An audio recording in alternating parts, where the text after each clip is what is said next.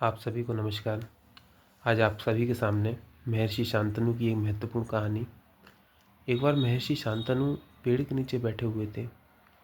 तभी अचानक से उनका एक शिष्य उनके पास आता है और शिष्य उनके पास आके उनसे सवाल पूछता है कि हे महर्षि शांतनु, मैं बेरोजगार हूँ, मेरे पास रोजगार नहीं है, मेरी उम्र भी काफ़ी बढ़ गई है, मेरी शादी भी नहीं हुई है, मेरे पास परिवार भी नहीं है।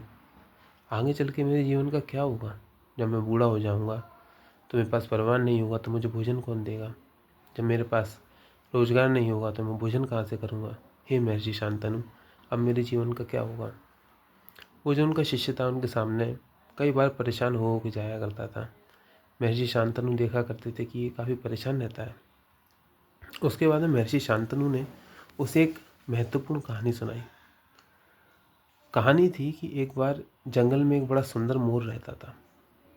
मोर देखने में बड़ा सुंदर था। आसपास के मोर उससे बड़ा चला करते थे। उसके पर बड़े सुंदर सदे हुए, उसकी चाल बड़ी मधुर और उसका जीवन बड़ा निराला था। एक दिन क्या होता है कि वो मोर जो है अपने अ, विहार में घूम रहा होता है। जंगल में घूमते समय उसको एक मोरनी से बड़ा प्रेम होता है। वो उस मोरनी के पास जाता है, उससे कहता है कि मैं तुमसे शादी करना चाहता हूँ। मोरनी भी तैयार हो जाती है क्योंकि वो मोर सुंदर था, उसके पास सब कुछ था। मोरनी उससे शादी करना चाहती थी। लेकिन अचानक से क्या होता है, एक बहेलिया आता है। बहेलिया यानी वो जो शिकार करते हैं, वो जो जंगल के जानवरों को पकड़ते हैं। और बहेलिया आने के बाद मोर को पकड़ के ले जाता है। बहेलिया उस मोर को अपने यहाँ पे रखने लगता है, अपने आप पिंजड़े में बंद। मोर उड़ना चाहता है, मोर दौड़ना चाहता है, मोर यहाँ जाना चाहता है, वहाँ जाना चाहता है, लेकिन मोर कहीं जा नहीं पाता है। क्यों? क्योंकि वो तो पिंजड़े में होता है। उसको तो पता ही नहीं है कि वो कैसे बाहर जाए, क्या करे क्या नहीं करे। तो मोर बड़ा दुखी होता है अंदर से और पिंजड़े के अंदर रहने लगता है। एक दिन क्या होता है कि जो बहेलिया था, जो उसको पकड़ के लाया था, उसकी मृत्यु हो जाती है। और गांव वाले देखते हैं कि अब इन सारे जानवरों को, जिसको उन्होंने, उस बहेली ने पकड़ा था, इनको रखने वाला कोई नहीं है। तो गांव वाले उनके ताले खोल देते हैं और सारे जानवर चले जाते हैं। मोर भी आज़ाद हो चुका था। मोर अपने पिंजड़े में से बाहर निकलता है और उड़ने लगता है। जब मोर उड़ने लगता है तो वो दोबारा से उस जंगल की तलाश में जाता है जहाँ पर वो रहा करता था, जहाँ उसके भाई बंद, रिश्तेदार, नातेदार, वो मोरनी भी रहा करती थी जिससे वो प्रेम करता था।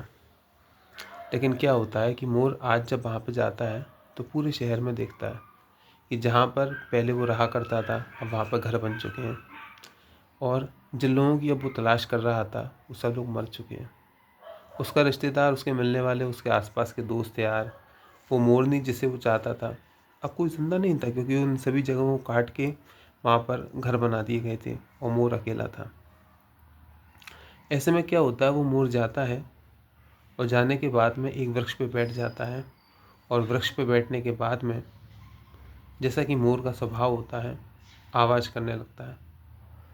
और फिर आप जानते हैं उसके बाद क्या होता है?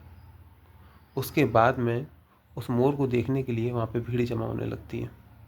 लोग बड़ी तादाद में उस आखिरी मोर को वहाँ पर देखने आने लगते हैं कि इस दुनिया में आखिरी मोर आज भी है। ये कहानी क्या संदेश देती है? कहानी संदेश देती है कि यदि आपके जीवन में बहुत कुछ बुरा हुआ है, आपका सब कुछ चला गया है, आपके पास अब कुछ भी नहीं है, या आपको कोई अब है ही नहीं है इस दुनिया में, तो ईश्वर ने ऐसा आपके लिए साथ ऐसा इसलिए किया है ताकि आप आखिरी मोर बन सकें। आप एक उदाहरण प्रस्तुत कर सकें दुनिया के सामने कि इन परिस्थितियों में से भी बाहर निकला जा सकता है। महर्षि शांतनु की इस कहानी को सुनने के लिए आप सभी का धन्यवाद। मैं ऐसा कामना करता हूँ सबका मंगल हो। धन्यवाद।